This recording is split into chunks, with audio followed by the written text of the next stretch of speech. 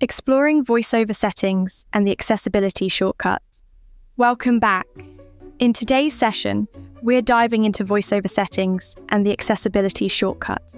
These are essential tools to help you customize your VoiceOver experience and make your iPhone work best for your needs. Before we begin, let's make sure we're all on the right page. Literally, LOL. Let's first start with how to get to VoiceOver Settings. 1. Start on your home screen. 2. Open the Settings app. 3. Scroll down and double-tap Accessibility. 4. From there, double-tap VoiceOver. Congratulations! Now we're on the VoiceOver Settings page, so we'll explore each section from this page. First, I want to briefly mention 2 valuable tools available right on this page. 1. VoiceOver Practice. This is a great place to practice gestures and learn what each one does. You can find it right here in the settings. 2. VoiceOver Tutorial.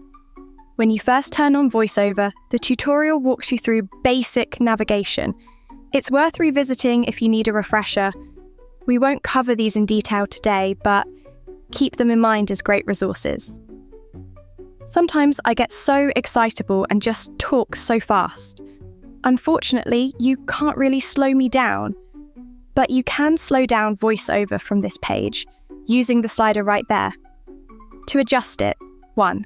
Navigate to the speaking rate slider. 2. Swipe up or down with one finger to change the speed.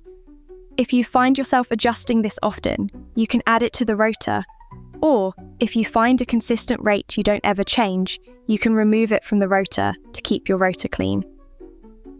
Practical tip: find a speaking rate that's fast enough to be efficient, but slow enough to be comfortable.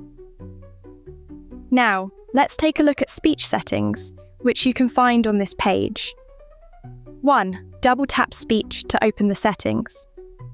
2. Here, you can customize the following. Voice selection. Choose from a variety of voices, including different languages and accents. Pitch. Adjust the pitch of the voice to make it higher or lower. Pronunciations. Add custom pronunciations for specific words or names that VoiceOver may not get right. These options allow you to personalize VoiceOver's voice to suit your preferences.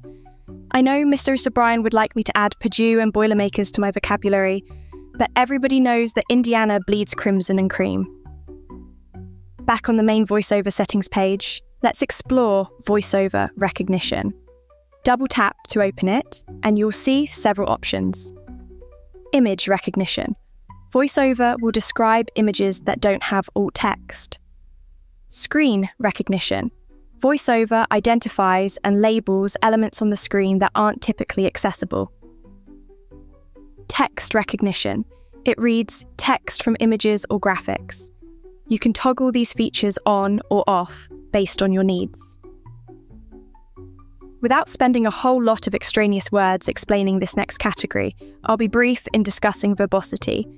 Double tap to open it. Verbosity controls how much information VoiceOver provides. You can adjust settings for punctuation, capitalization, emojis, text formatting. Practical tip: if you find VoiceOver too chatty or not chatty enough, adjusting the verbosity can help strike the right balance.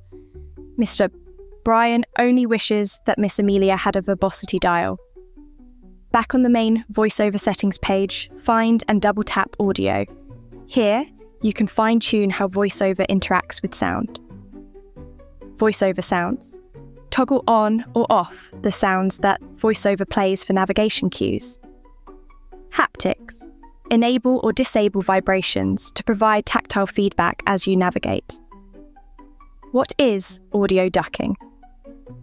Audio ducking lowers the volume of background sounds when VoiceOver is speaking. This helps you focus on VoiceOver without having to adjust the volume manually. To configure audio ducking, find the audio ducking toggle and double tap to turn it on or off. You can also control it using the rotor. So this next section is not what you think. Commands are not built into your iPhone to simply click and get people to do things. Not a bad idea though. Actually, commands here refer to the different ways that human users can send instructions to their devices.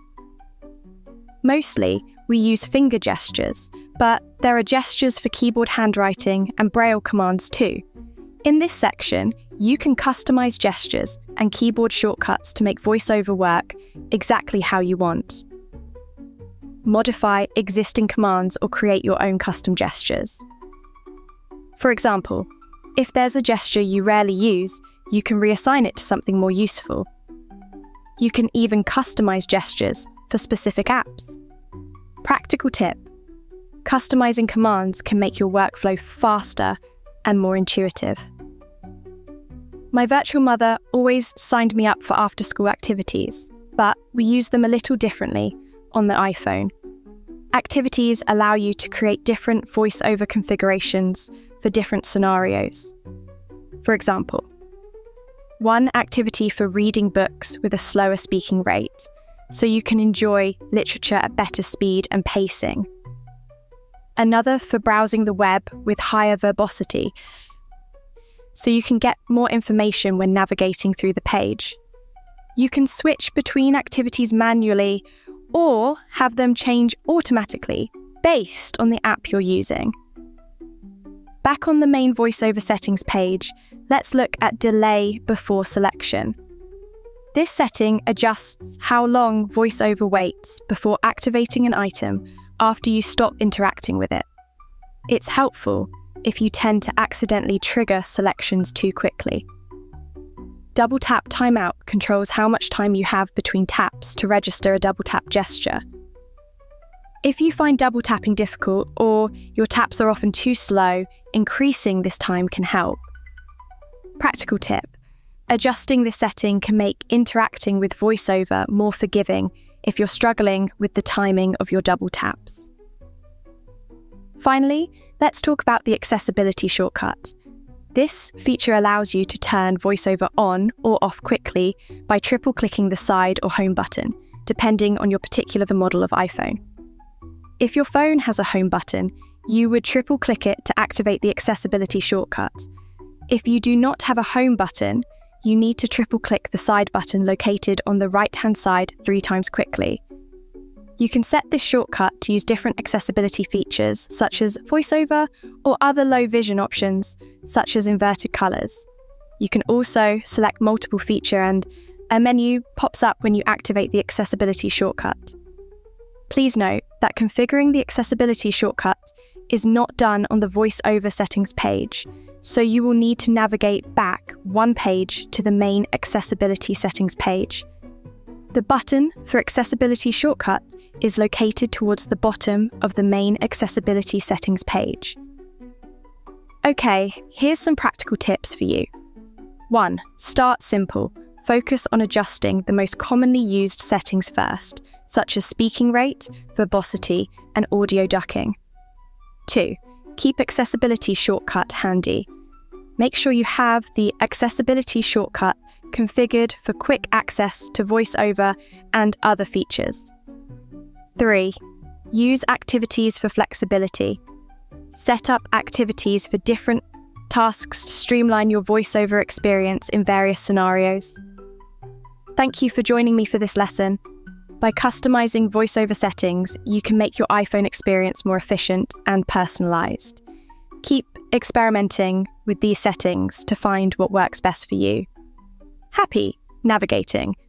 Wow, that was a load, wasn't it? And we did, all by ourselves without Mr. Fingers over there too.